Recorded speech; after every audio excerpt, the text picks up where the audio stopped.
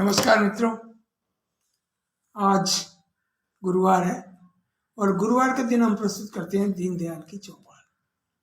और गुरुवार के साथ साथ आज एक विशेष समारोह भी है, गणतंत्र दिवस। तो 26 जनवरी का ये पर्व हमारे लिए बहुत बड़ी बात है। सबको इस पर्व की हार्दिक शुभकामनाएं और हार्दिक अभिनंदन। ये बहुत बढ़िया लग रहा है। पिछली बार मैंने जैसे कहा था कि मैं विशेष कार्यक्रम प्रस्तुत करूंगा, और वो विशेष कार्यक्रम ये है कि ये कार्यक्रम रिकॉर्डेड है। दीनदयाल की चौपाल ये रिकॉर्डेड है आज, क्योंकि कुछ परिस्थिति आ गई पारिवारिक। बेटा का विवाह है और वो शादी में, देखो कल शादी में और तैयारी के बीच में समय निकाला है थोड़ा सा। तो अब मैं शुरू करता हूँ कार्यक्रम आप सबके लिए। और आप जैसे कोई कमेंट लाइक कोई करेंगे तो मैं बाद में जरूर देखूंगा और उसकी चर्चा भी करूंगा अगली बार, यानी कि अगले गुरुवार को नए कार्यक्रम दीनदयाल की चौपाल में। तो आप देखिए, आप सुनिए आप। और शुरू करता हूँ दिशा ग्रोवर की एक कविता, जल की तितली मछली। और ये किताब है शब्दों की शरारत। इस किताब में से मैं प्रस्तुत कर रहा हूँ। दिशा ग्रोवर आपका एक उपन्यास भी है, बहुत ही ऊर्जावान रचनाकार है, युवा कवित्री, बाल कवित्री और बाल नाटककार। दिशा ग्रोवर, नोएडा, उत्तर प्रदेश। और इनको तो विरासत में मिला है भाई। इनके पिताश्री डॉक्टर दिव्य रमेश जी, क्या उनकी सुपुत्री हैं, तो इनको तो विरासत में मिला है। जैसे उषा यादव जी को मिला है विरासत में मयंक जी से, उनके पिताश्री, है ना। तो ये विरासत में मिलता है, बहुत बड़ी बात है। तो मैं अब शुरू करता हूँ। जल की तितली मछली और रचनाकार है दिशा ग्रोवर। इतने रंग बिरंगे कपड़े पहन कहाँ को निकली हो, तुम तो मछली रानी लगती मानो जल की तितली हो। जरा बताओ तो ये कपड़े किस दर्जी से सिलवाए, किस कारीगर से ये अपने प्यारे से पर लगवाए। पर मतलब पंख। किस कारीगर से ये अपने प्यारे से पर लगवाए। चलते चलते डुबकी खाना किसने, चलते चलते डुबकी खाना किससे तुमने सीखा है, और पानी में ये खेल दिखाना किससे तुमने सीखा है। कभी हमें भी न्योता देकर घर अपने तुम ले जाओ, और सभी मित्रों से अपने हमको भी तो मिलवाओ। बहुत बढ़िया, बहुत सुंदर। जल की तितली मछली और रचनाकार दिशा ग्रोवर। भाई खूब फलो खूब बढ़िया बढ़िया लिखो, बच्चों के लिए और बढ़िया लिखो, मेरी शुभकामनाएं। और अब मैं एक ऊर्जावान रचनाकार रेखा लोढ़ा स्मिथ भीलवाड़ा से, इनकी रचना पढ़ने जा रहा हूँ। और ये इसी तरह की एक कोमल सी कविता, शीर्षक है तितली रानी। तितली रानी कह दो अपनी आज कहानी। तितली रानी कह दो अपनी आज कहानी। क्या तुम पानी भी वो पीती, क्या तुम पानी भी वो पीती, या फूलों के रस पर जीती। कौन देश से तुम आती हो, लौट कहाँ पर तुम जाती हो। कैसी कहो तुम्हारी वाणी तितली रानी। रंग बिरंगी बनी हो कैसे, नाजुक हो कलियों के जैसे। आज बताओ क्या खाती हो, फूलों पर क्यों मंडराती हो। क्या खुशबू की हो दीवानी तितली रानी। मेरे हाथ नहीं क्यों आती, देख मुझे क्यों कर उड़ जाती। मेरे हाथ क्यों नहीं आती, देख मुझे क्यों कर उड़ जाती। दौड़ दौड़ कर थक जाती हूँ, लेकिन पकड़ नहीं पाती हूँ, फिर भी लगती मुझे सुहानी तितली रानी। ये रचना थी तितली रानी, रेखा लोढ़ा स्मिथ, उदयपुर से। अब आपके सामने मैं प्रस्तुत करने जा रहा हूँ एक रचना सुकीर्ति भटनागर, पटियाला, पंजाब से। बहुत ही बढ़िया ऊर्जावान रचनाकार हैं सुकीर्ति भटनागर। और इनकी रचना जो है वो मैं बहुत ही सरल और सहज रचना है, वो आपको सुनाने जा रहा हूँ। और इस रचना का शीर्षक है चिट्ठी। अब चिट्ठी जो है ना बहुत कम हो गई, फिर भी पोस्टमैन का काम कम नहीं हुआ है। चिट्ठियाँ बहुत कम हो गई मोबाइल के कारण। पहले कौवे उड़ाते थे, है ना, मेहमान आएंगे, चिट्ठियाँ आती थी, पहले चिट्ठी भेजते भी थे और वेट, मतलब इस तरह का ना वेट करते, इंतजार करते थे, प्रतीक्षा करते थे भी अब देखो डाक आई है। पोस्टमैन का भी बहुत मान सम्मान होता था। तो अब देखिए आप चिट्ठी, इनकी कविता और सुकीर्ति भटनागर, पटियाला, पंजाब से। माँ चिट्ठी कैसी होती थी मुझको जरा दिखाना। अब बच्चों को, आज की पीढ़ी को पता ही नहीं है चिट्ठी का। मैंने कहा था कुछ रेजगारी चाहिए, तो कहे रेजगारी तो क्या होती है अंकल? और मैंने कहा रेजगारी नहीं समझते? कॉइन्स, सिक्के, सिक्के जो पूरे समूह में हो ना तो उसको रेजगारी बोलते हैं। तो ये चिट्ठी भी, ये सवाल है बच्चे का इस तरह से चिट्ठी पर भी। माँ चिट्ठी कैसी होती थी, माँ चिट्ठी कैसी होती थी मुझको जरा दिखाना। पढ़ चिट्ठी कैसा लगता था मुझको जरा बताना। क्या लिखती थी दादी नानी उस प्यारी चिट्ठी में, क्या चेहरा दिखता था उनका उस न्यारी चिट्ठी में। सुन बालक की भोली बातें माँ का मन हर्षाया, होता क्या था चिट्ठी में माँ ने उसे बताया। चिट्ठी में होती थी बेटा कई गांव की बातें, रहट बैल की बातें होती, धूप छांव की बातें, और बातें होती थी झूलों की, बातें होती थी झूलों की, और बातें थी सावन की, और बातें पनिहारिन पनघट की, बातें घर आंगन की। पूछा करती थी चिट्ठी में दादी तेरा हाल, लिखती फागुन में आ जाओ खेलें रंग गुलाल। अमराइयों की गूंज भरी बातें होती चिट्ठी में, खेतों की बातें होती थी गंध जहां की मिट्टी में। नीम बेल तुलसी चौरे की नानी बातें करती, और पड़सखियों की बातें मेरी आंखें झरझर झरती। जैसे तुम कंप्यूटर में हो देख सभी को पाते, देख फिल्म टीवी तुम हर दिन अपना मन बहलाते। बेटा स्नेह भरी वे चिट्ठियां लगा कल्पना पंख सलोने, बेटा स्नेह भरी वे चिट्ठियां मेरा मन बहलाती, बेटा स्नेह भरी वे चिट्ठियां मेरा मन बहलाती। और लगा कल्पना पंख सलोने मैं सबको मिल आती, लगा कल्पना पंख सलोने मैं सबसे मिल आती। तो ये कविता जो है चिट्ठी, सुकीर्ति भटनागर पटियाला पंजाब से। तो अब आपके सामने मैं प्रस्तुत कर रहा हूँ राजस्थान के सिरमौर बाल कवि कोटा से सुरेश चंद्र सरवाहा, बहुत ही ऊर्जावान रचनाकार, बहुत बढ़िया। इनकी कविता मैंने फेसबुक पर भी लगाई थी। कल बेटी दिवस था, कल यानी कि आज कहें तो 26 जनवरी के हिसाब से कहें तो परसों यानी कि 24 जनवरी को बेटिया दिवस, तो इस पर मैंने फेसबुक में कविता लगाई थी और आज आपके साथ शेयर कर रहा हूँ। आप भी सुनिए। सुरेश चंद्र सरवाहा कोटा राजस्थान से, और इसके रचनाकार है सुरेश चंद्र सरवाहा कोटा, और कविता का शीर्षक है सुन बेटिया। मैं भी थोड़ा हड़बड़ा गया, डबल बोल गया क्योंकि दिमाग में वो भी है, भी घंटी आने वाली है। सुंदरी बिटिया जरा ध्यान से मेरी भी यह बात, समय नहीं अब पहले जैसा बदल गए हालात, और घूमे रावण गली गली में बदल बदल कर वेश, बच के रहना कहीं न दे ये अपनों का क्लेश। आसमान में जब भी ऊंची बिटिया भरो उड़ान, बाज वहां बैठे हैं चुप कर हो इसका भी ध्यान। अपने को कम नहीं समझना हो खुद पर विश्वास, अपनी रक्षा की बातें भी तुम्हें सीखना खास। अपने को कम नहीं समझना हो खुद पर विश्वास, और अपनी रक्षा की बातें भी तुम्हें सीखनी खास। अनुचित कोई बात लगे तो उसका करो विरोध, कर्तव्यों के साथ हकों का हो तुमको अवबोध। नहीं मांगनी है औरों से तुम्हें दया की भीख, शीश उठाकर अब दुनिया में बिटिया चलना सीख। इतना याद रखो औरों सम तुम भी हो इंसान, सुन बिटिया अब तुम्हें बनानी अपनी भी पहचान। सुनो बिटिया अब तुम्हें बनानी अपनी भी पहचान। भाई बहुत खूब। कविता का शीर्षक सुन बिटिया, किताब का नाम है रहे सदा मुस्काता बचपन, और रचनाकार है सुरेश चंद्र सरवाहा कोटा राजस्थान। अब आपके सामने मैं रचना प्रस्तुत करने जा रहा हूं कुछ और रचनाकारों की कविताएं।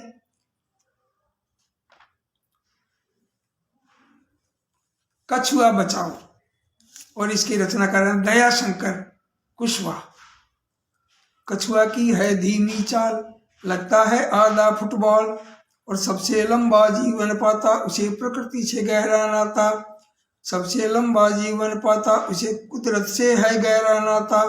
गर्दन अंदर कर लेता है हल्की चोटें सह लेता है, सड़ी गली चीजों को खाता पानी को है स्वच्छ बनाता। यह मानव का मित्र रहा है लेकिन मानव शत्रु बना है, हम सबको समझाएंगे इसकी जान बचाएंगे। वही बहुत सुंदर, सरल सी, छोटी सी, और इसके रचना का अर्थ है दया शंकर कुशवाहा। अब आपके सामने मुझे प्रस्तुत करने जा रहा हूं एक कविता, अच्छी बात नहीं, और इसके रचनाकार हैं, मुझे लगता है नागेश पांडे संजय होने चाहिए। बिल्कुल बिल्कुल बिल्कुल, क्योंकि उनकी रचना का मैं पढ़ता रहता हूँ, वाचन किया था। और डॉक्टर नागेश पांडे संजय, शाहजहांपुर, उत्तर प्रदेश से, बहुत ही ऊर्जावान, बहुत बढ़िया रचनाकार। और मैं ये किताब जो ले रखी है, बूंदों की चौपाल, बहुत बड़ी किताब है, और इसके जो संपादक हैं डॉक्टर आर.पी. सारस्वत, बहुत बड़ी किताब है। आप देखिए, इसमें देखिए आप एक कविता, डॉक्टर नागेश पांडे संजय, कविता का शीर्षक है अच्छी बात नहीं। तो बात बात पर अकड़ दिखाना अच्छी बात नहीं, माना तुम हो बड़ी और तुम होशियार हो, मान रहा हूँ, माना तुम हो बड़ी और तुम होशियार हो, मान रहा हूँ, समझदार हो, जानकार हो, मैं अच्छे से जान रहा हूँ, लेकिन इसका रौब जताना अच्छी बात नहीं है दीदी, इतना छोटा नहीं रहा मैं दीदी, मैं भी होशियार हूँ, और मुझसे भी छोटे हैं बच्चे, जो छोटे, मुझसे छोटे भी हैं बच्चे, उनसे करता खूब प्यार हूँ, जो छोटे उनको धमकाना अच्छी बात नहीं है दीदी, ऐसा करो मत वैसा, मुझको तो बतलाती हो जी, खुद लेटे लेटे पढ़ती हो, आलस खूब दिखाती हो जी, कभी नमा का हाथ मटाना अच्छी बात नहीं है दीदी। भी बहुत खूब, ये जो है ना, अपनी दीदी को कह रहा है, बड़ी है तो भी समझा रहा है, भी कोई कमी है तो बता देना चाहिए। और अब एक रचनाकार है नीता अवस्थी, उनकी एक रचना देखिए, दादी जी, दादी जी हाँ दादी जी, और नकली दांत लगाती जी, दादी जी हाँ दादी जी, नकली दांत लगाती जी, माँ ने केवल जन्म दिया, दादी ने है बड़ा किया, रोज सवेरे मुझे जगाती, भांत भांत के गीत सुनाती, पहले पढ़ना बाद में सोना, शाम सवेरे तनिक खेलना, मंदिर अपने साथ ले जाती, नतमस्तक हमसे करवाती, तभी तो सबसे प्यारी दादी, मृदु मृदु खुशियाँ देती आज़ादी, और मीठी खुशियाँ देती आज़ादी, और दादी जी हाँ दादी जी, और नकली दांत लगाती जी। और अब देखिए नीलम राकेश, इसकी रचनाकार है, और रचना है चुईया, और कविता देखिए आप, कचुईया उधम खूब मचाती, कुतर कुतर कर रोटी खाती, नहीं किसी से वो घबराती, बिल से बाहर आती जाती, कुतर दिए मम्मी के कपड़े, किए बहुत ऐसे ही लफड़े, तब माला ही चूहे दानी, नहीं चलेगी अब मनमानी, रोटी उसमें एक फसाई, चूहिया कुछ भी समझ न पाई, झट फिर उसको खाने आई, अंदर जा करके पछताई, कैद हुई लालच के मारे, हवालात में किसे पुकारे। वही बहुत बढ़िया, बहुत सुंदर लय में नीलम राकेश, वो भी गुरुवार को एक प्रोग्राम देते हैं बच्चों का, तो आजकल सुनने में नहीं आया, लेकिन वो प्रोग्राम खूब लंबे समय से देते आ रहे हैं, और बहुत ही जुनून है उनका बच्चों के प्रति। नीलम राकेश, लखनऊ से, और इनकी कविता मैंने पढ़ के सुनाई आपको। अब एक कविता आपको सुना रहा हूँ, मेराज रजा, मेराज रजा, और कविता का शीर्षक है नाम बताओ। खेतों में रखवाले बनकर रहते हरदम खड़े खड़े, दो लाइन पढ़ते मेरे दिमाग में तो नाम आ गया, और आंधी पानी गर्मी आए या वो समय नरमी आए, हर पल ये पहरा देते हैं तनकर सीधे अड़े अड़े, खेतों में रखवाले बनकर रहते हरदम खड़े खड़े, ना बोले ना हाक लगाए, नहीं किसी को डांट लगाए, ना बोले ना हाक लगाए, नहीं किसी को डांट लगाए, इन्हें देखकर वापस भागे डरे जानवर बड़े बड़े, खेतों में रखवाले बनकर रहते हरदम खड़े खड़े, और घास फूस लकड़ी के पुतले, नहीं गठीले पतले दुबले, कपड़े पहने फटे पुराने, नाम बताओ पड़े पड़े, खेतों में रखवाले बनकर रहते हरदम खड़े खड़े।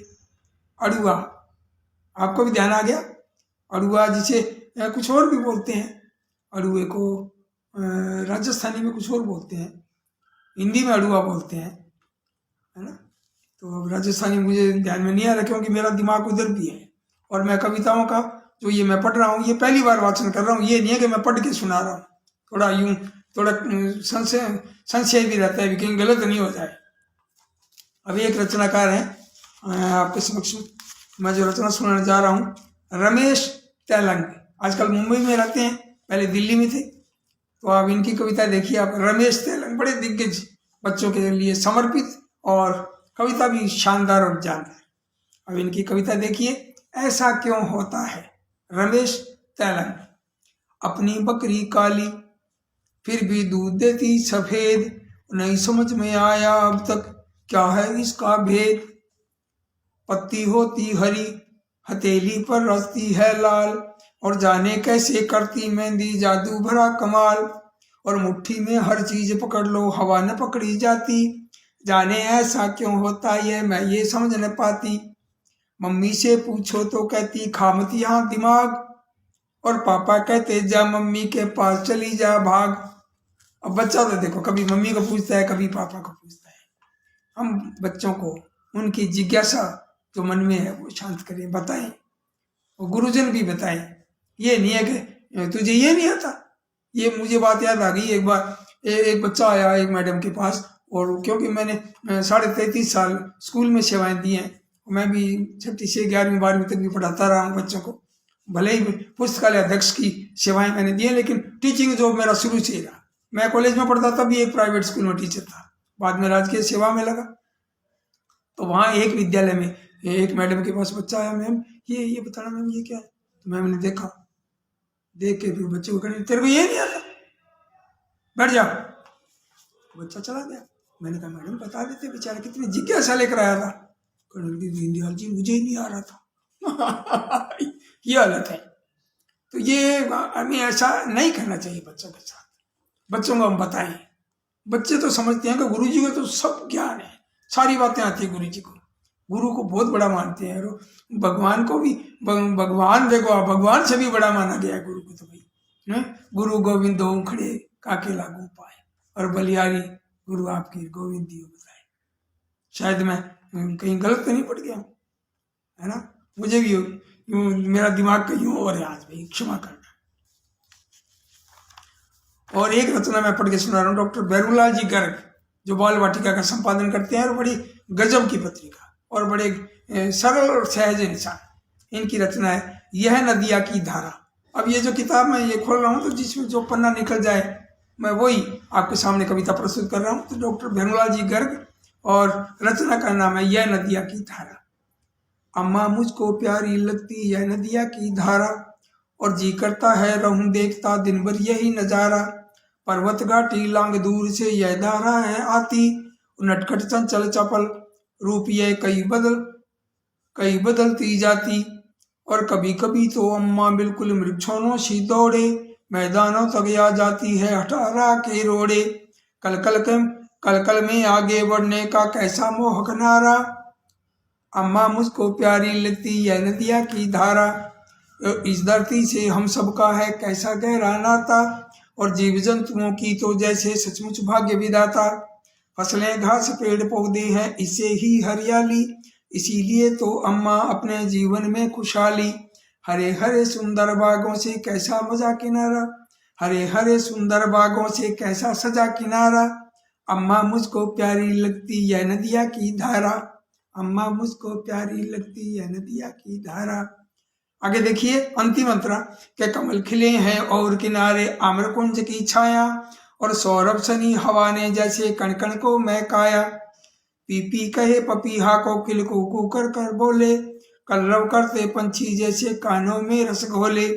ऐसा लगता सिमट गया सुख यहाँ जगत का सारा, अम्मा मुझको प्यारी लगती यह नदिया की धारा, अम्मा मुझको प्यारी लगती यह नदिया की धारा। डॉक्टर भैरूलाल गर्ग जी की ये कविता, और कविता का शीर्षक था यह नदिया की धारा। तो मैं सोचता हूँ कि एक आधी कविता और सुनाऊं, क्योंकि समय का भी तो थोड़ा ध्यान रखना है, और नियमितता बनी रहे। ये भी था मेरे दिमाग में भी, नियमितता जो है ना वो नहीं टूटी। शादाब आलम, और कविता का शीर्षक है time time fish. Hari Hari एक नन्ही मिर्ची बहुत अकड़ती थी, लहसुन अदरक धनिया सबसे अक्सर लड़ती थी। माँ ने जब चटनी पीसी तो गई मुई वह पिस, टाइम टाइम फिश और टाइम टाइम फिश। रानी जी की महंगी जूती ठसक दिखाती थी, साधारण चप्पल जूतों पर रौब जमाती थी। आखिर वह भी चलते चलते गई एक दिन घिस, टाए टाए फिस, टाए टाए फिस। हंसे गेंद पर ही लकड़ी की गिल्ली, और टापों के ऊपर बैठी उड़ा रही खिल्ली। और गिल्ली बिखरी उसे गेंद ने किया कर जब किस, टाए टाए फिस, टाए टाए फिस। वही बहुत खूब, शादाब आलम, बहुत सुंदर कविता आपकी। तो अब मैं समझता हूँ कि आज इतनी काफ़ी है ना, क्योंकि काफ़ी समय हो गया सुनाते सुनाते। एक रचना मेरे आगे आ रही है, निरंकार देव सेवक जी की कविता। टप टप टप टप।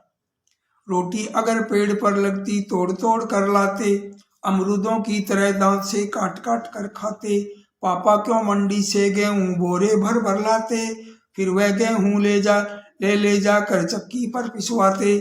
अम्मा आटा गूंथ गूंथ क्यों रोटी रोज बना बना कर रोज सवेरे शाम सेकती, चूल्हा जला जला कर। और हम अपने घर में ही रोटी के 2 पेड़ लगाते, और जब भी लगती भूख पकड़कर उनको खूब हिलाते। पकी पकाई रोटी गिरती टप टप टप टप टप टप, उठा उठा कर हम सब खाते गप गप गप गप गप गप। भाई बहुत खूब, निरंकार देव सेवक जी का तो नाम है पूरी दुनिया में। बच्चों के लिए आपने खूब लिखा, समर्पित रहे। तो इसी कविता के साथ मैं आज आपसे इजाजत लेता हूँ, और आपका बहुत बहुत धन्यवाद और आभार। और ये रिकॉर्डेड कार्यक्रम है ना, दीनदयाल की चौपाल। अगली बार हम एक दूसरे से रूबरू होंगे, बातें करेंगे, आपसे मिलेंगे। तब तक के लिए दीनदयाल की चौपाल के लिए है ना, हमें आज इजाजत दें। आपका बहुत बहुत धन्यवाद और आभार। नमस्कार।